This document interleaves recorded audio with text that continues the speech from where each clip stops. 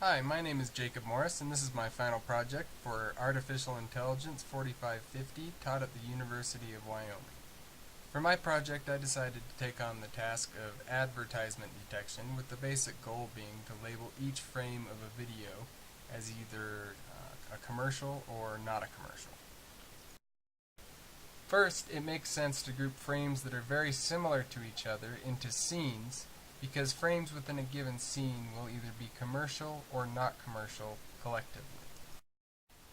For this, I used OpenCV to generate histograms for each frame and to compare these histograms in sequence, in addition to a few other features, to build scenes. As a visual example of this, here we see a single frame of a video with its histograms graphed to either side of it. A histogram basically being a count of each of the pixel intensity values in the range of 0 to 255, with the color histograms on the left and the black and white histogram on the right.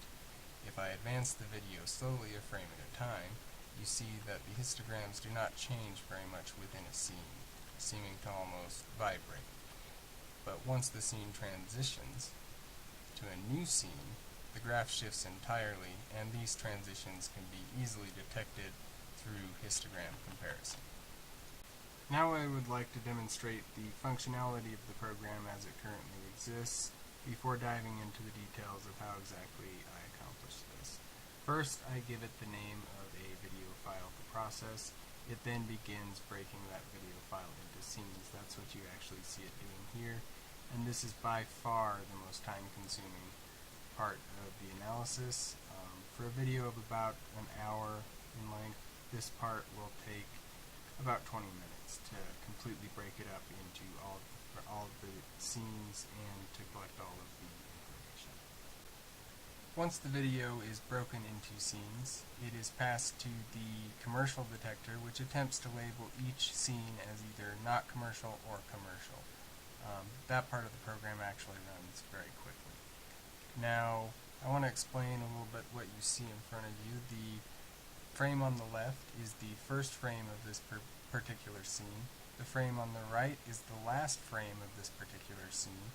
And the label in the middle is whether or not it is a commercial or not a commercial, according to the commercial detector. And the number at the bottom is the number of frames in this scene. So this scene is 232 frames long, including both of them that you see, and that's about 9 seconds at 30 frames per second.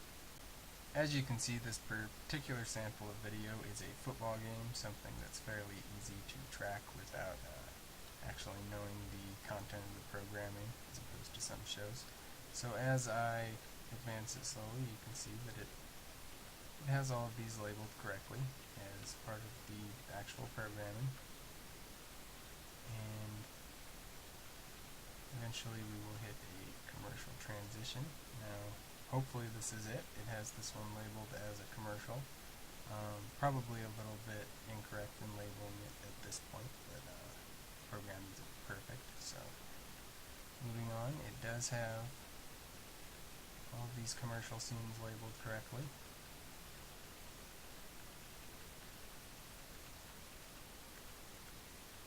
Coming back to the show, you'll notice it had maybe a few wrong, but only a couple actual frames incorrect.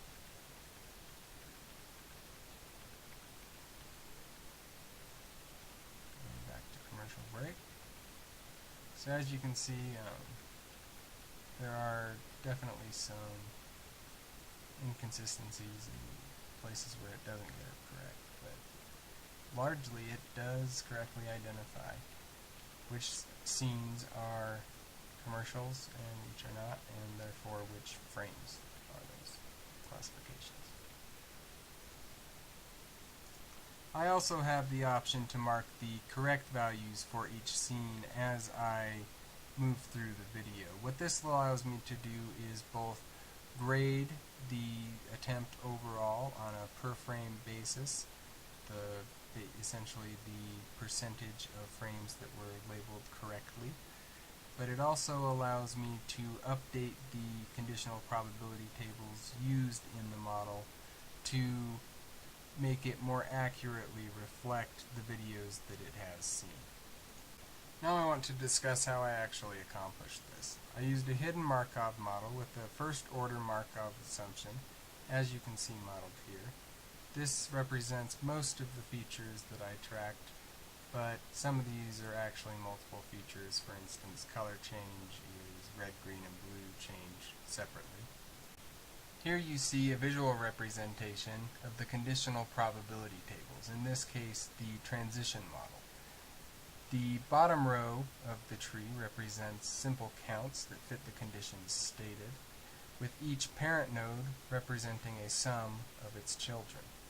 This simple tree structure allows the probability of any node to be quickly retrieved by simply taking the number stored in that node and dividing it by the number stored in its parent node.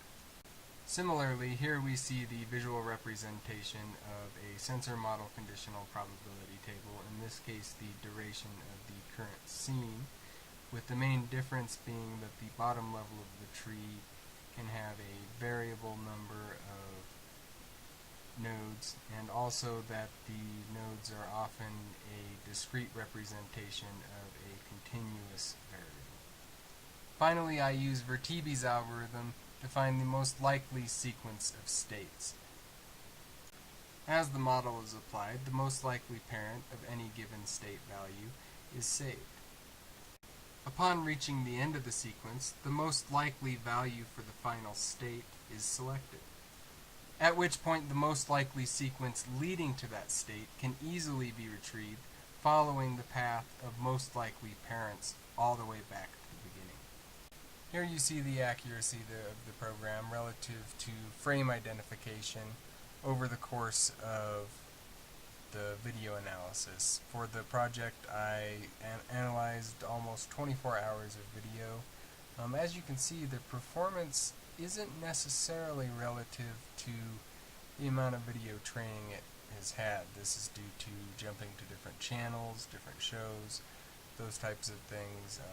In fact, if you do all of your video analysis on one channel and one show, jumping to a new channel and a new show, your tables will likely not be as accurate for that new show as they were for the previous.